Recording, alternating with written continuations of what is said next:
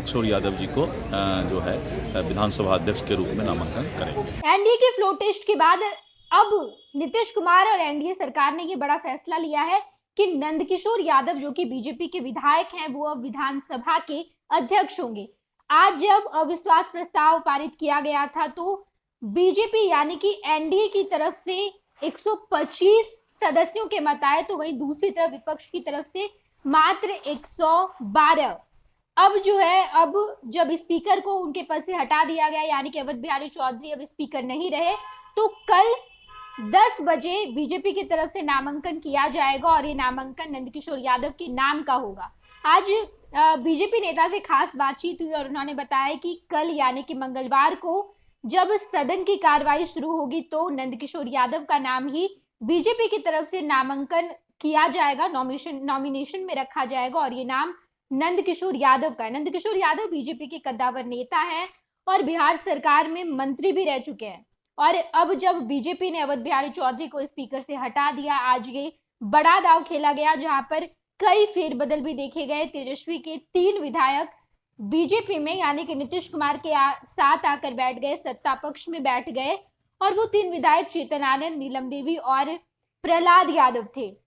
इसके बाद जब बीजेपी की संख्या प्रबल होती दिखाई दी, 125 की संख्या पर एनडीए पहुंच गई और तेजस्वी यादव मात्र 112 की संख्या पर थे, तो अवध बिहारी चौधरी को कुर्सी से हटना पड़ गया। अवध बिहारी चौधरी स्पीकर नहीं रहे और अब कल बिहार विधानसभा के नए स्पीकर के नॉमिनेशन के लिए नंदकिशोर यादव का नाम रखा गया है। बीजेपी ने एक बड़ा नाम रखा है।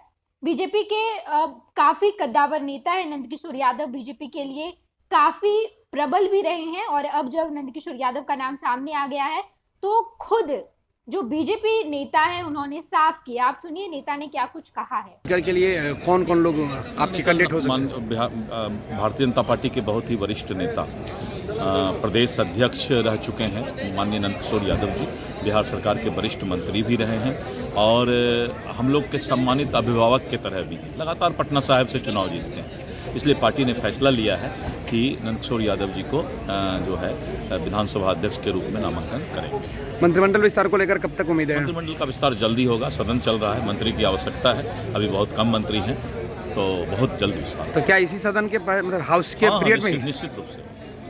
ठीक, थैंक यू। आपने देखा कि बीजेपी नेता ने साफ कहा कि अब नंदकिशोर यादव ही बिहार के अगले विधानसभा अध्यक्ष हो सकते हैं क्योंकि बीजेपी उन्हीं का नाम नॉमिनेशन में रखेगी। इसके साथ साथ उन्होंने ये भी बताया कि मंत्रिमंडल का विस्तार भी जल्द ही हो जाएगा। बिहार में जब एनडीए की सरकार बनी 28 जनवरी को नीतीश कुमार ने 9वीं बार मुख्यमंत्री पद की शपथ ली।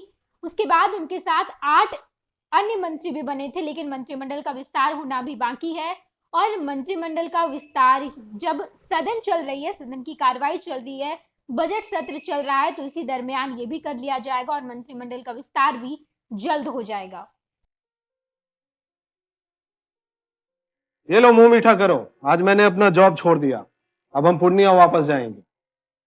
जॉब छोड़ दिया है? मतलब ये घर कैसे चलेगा? हम करेंगे क्या और माँ बाबूजी क्या बोलेंगे?